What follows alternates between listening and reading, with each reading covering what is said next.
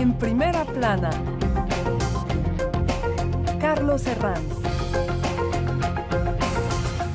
Bienvenidos en Primera Plana, un programa de actualidad de Radio Francia Internacional y de France 24 en el que abordamos diversos aspectos de la actualidad. Esta semana ponemos el foco en el conflicto entre Israel y Palestina, avivado por la creación, 70 años después de la creación del Estado de Israel. Nos acompañan tres invitados en este estudio. Contamos con Enric González, corresponsal del Mundo, que también fue corresponsal del diario El País en Jerusalén. Bienvenido, Enric. Hola, buenos días. Contamos con Julieta Fuentes Carrera, investigadora de la Universidad París 8. Bienvenida, Julieta. Gracias. Y contamos también con el corresponsal de Radio Nacional aquí en París, que lo fue también en Jerusalén, Paco Forjas. Bienvenido. ¿Qué tal? ¿Cómo estáis? Israel-Palestina, un conflicto eterno, hoy en Primera Plana.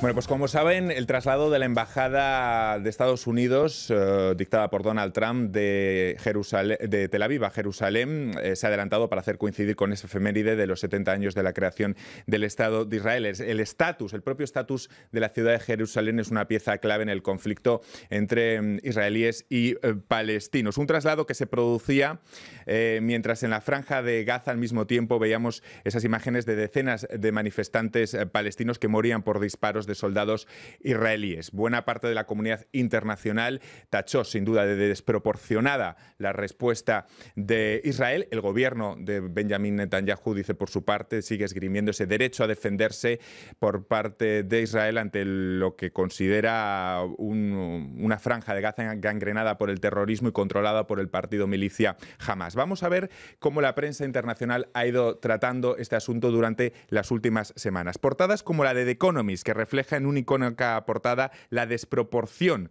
de la respuesta de Israel a las protestas en su frontera con Gaza. Hay otra forma de responder, dice The Economist. The Guardian, por su parte, hacía un paralelismo entre esos dos momentos en su portada partida. La inauguración de la Embajada de Estados Unidos en Jerusalén con Ivanka Trump y las docenas de palestinos muertos en Gaza. El periódico oficial de Irán, el Tehran Times, Estados Unidos, aliado de la masacre de Israel en Gaza. Sin duda, un conflicto complejo. Es difícil a veces desapasionar este asunto. Cuando los periodistas y los analistas hablamos de él, a veces nos llueven los palos, casi digamos lo que digamos. Hay que medir casi al milímetro nuestras palabras.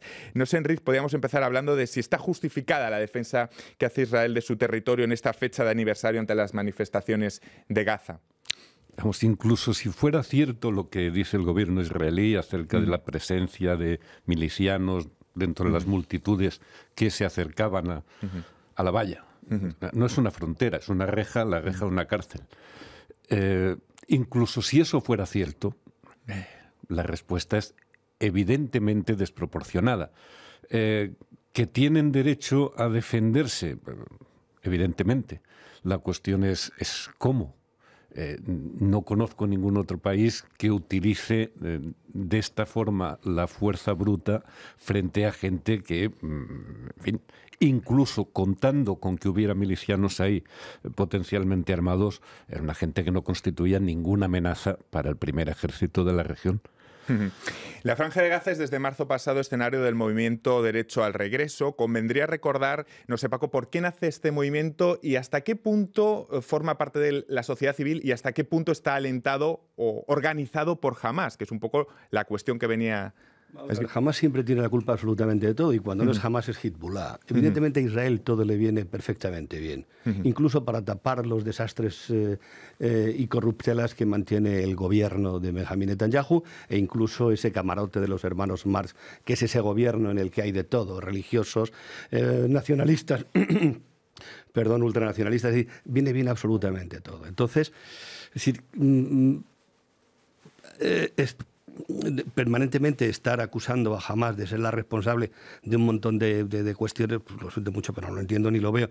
De todas las maneras, también me gustaría hacer una salvedad en lo que estamos hablando, porque en muchos casos lo que la prensa internacional cuenta de lo que realmente sucede es una cuestión de oportunidad.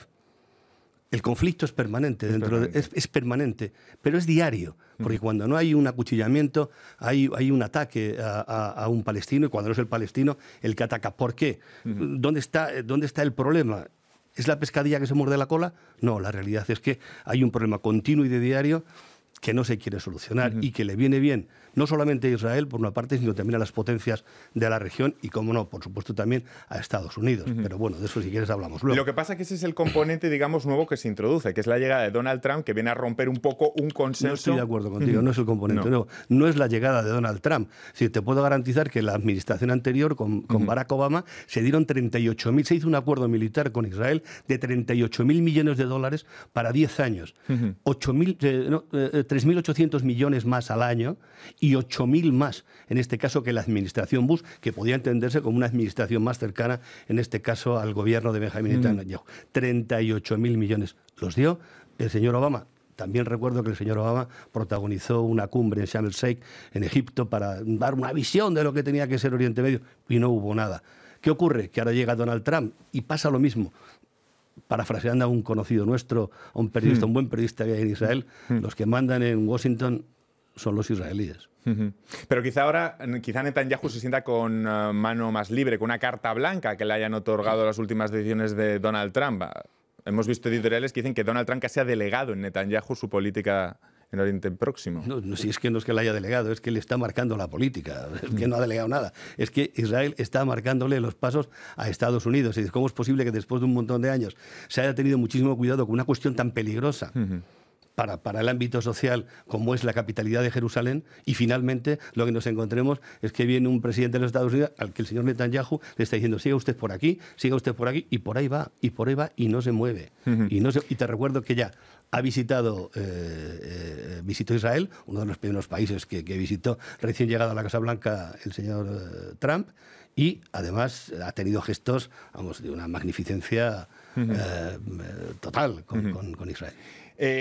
Usted, señora Fuentes, que ha escrito este libro, Israel, la obsesión de un territorio, y ha publicado una tribuna muy comentada esta semana en el diario Le Monde, explicando que la anexión de Jerusalén es un hecho definitivo y que Israel, 70 años después, ha ganado la batalla del territorio. Exactamente. En realidad, opino similar que los colegas. Es el tiro de gracia, pero finalmente desde los años 90, cuando fueron las negociaciones de paz, ese territorio palestino posible para el Estado empezó a desaparecer, paradójicamente. E incluso lo vemos. ¿Quiénes son los que están protestando? Los palestinos de la Franja de Gaza, que están encerrados, que no tienen ninguna posibilidad de amenazar el territorio israelí. Por el contrario, los palestinos que viven en Jerusalén Este, que tendrían un poco más de movilidad, los palestinos de Cisjordania, ahí no está tanta el rechazo a esta decisión. Entonces, en realidad, no me parece ni siquiera que pudiéramos hablar de una respuesta desproporcionada, no es justificada. Y además, finalmente, la relación de fuerzas entre los palestinos de Gaza contra el Estado de Israel no es comparable.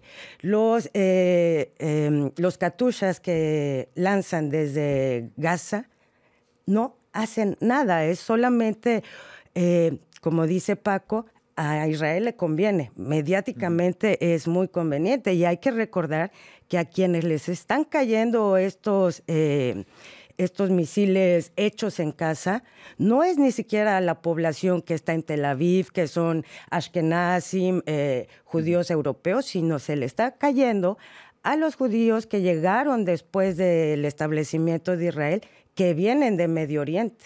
O sea, son los Mirrajim, son realmente la población de segundo rango en Israel. ¿No? Esto es mucho más complejo. No sé si les ha sorprendido la respuesta del mundo árabe, la tibia respuesta del mundo árabe después de este episodio, alineándose bastante, digamos, con las posiciones de Estados Unidos. Vamos a ver, tendemos a caer en el espejismo de que Israel está más o menos aislado en una región hostil. Eso es completamente falso. Israel tiene alianzas muy estrechas, no necesariamente explícitas, con Arabia Saudí. Ha mantenido un acuerdo de no agresión durante décadas con Siria. Israel y Egipto son uña y carne y se compinchan para mantener el campo de concentración de Gaza. Allí, quien está aislado parcialmente aislado es el otro bloque. Es el de Irán, el régimen sirio, lo que queda de él, con un actor que intenta abrirse paso individualmente, que es Turquía. Pero Israel manda en la región. No carece por completo de enemigos a su altura. Pero teniendo en cuenta esa desproporcionalidad que todo el mundo ha visto en la respuesta israelí, ¿y qué gana Israel dando esta imagen de desproporcionalidad? Es decir, Vamos a ver, lo que gana fundamentalmente es, como ha apuntado Julieta, es ganar territorio. Es permanentemente ganar territorio. Es establecer su estado en lo que dice la Biblia. Es decir, es ir cogiendo, recuperando, porque también la recuperación del territorio es tacita. Esta semana hemos sabido que Lieberman, el ministro de Defensa israelí, ha anunciado la posibilidad de construir otras 2.500 viviendas. Creo que es muy posible que se vaya a producir alguna visita de algún mandatario internacional, en este caso de Estados Unidos, porque siempre que hay una visita de alguien de Estados Unidos, hay un anuncio de ampliación de asentamientos. Que no se nos olvide, son asentamientos ya diseñados hace muchísimos años y que los israelíes están abriendo muy poco a poco. Y así están consiguiendo, pues lógicamente, y me gustaría hacer... Sí. No es una corrección, es simplemente una salvedad, Julieta. Has hablado de misiles. No son misiles. Un misil es un cohete teledirigido. Estos señores lo que tiran son unos tubos cargados, ojo sí, con explosivos y con metralla, es decir, que es mortal. Efectivamente, son mortales, pero se lanzan hacia donde quieran caer. Desgraciadamente han producido muertes, pero evidentemente no son comparables en absoluto ni con los drones, ni con las bombas, ni con los F-35 que tiene Israel, sino con ya no el principal ejército de la zona. Me parece que es de los primeros del mundo, no en cuanto a número de efectivos, pero sí en cuanto a potencia de fuego, ¿no? Nada más. Es una salvedad nada más. No sé si la solución a dos estados se aleja todavía más con este traslado de la embajada, Julieta. Es imposible. Es un mito. ¿Por qué? Porque los palestinos no tienen territorio.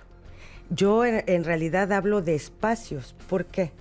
Porque, por ejemplo, Cisjordania está dividido en 3 zonas. A raíz de los acuerdos de paz en los 90, hay zona C, que zona C está la población y el territorio bajo control israelí.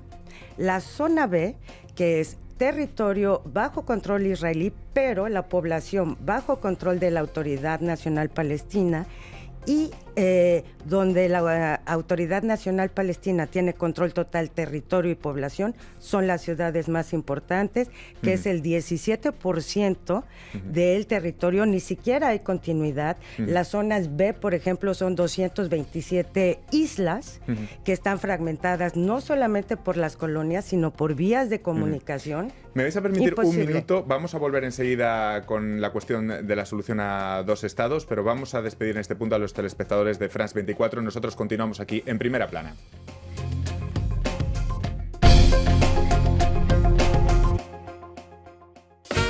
RFI, la selección.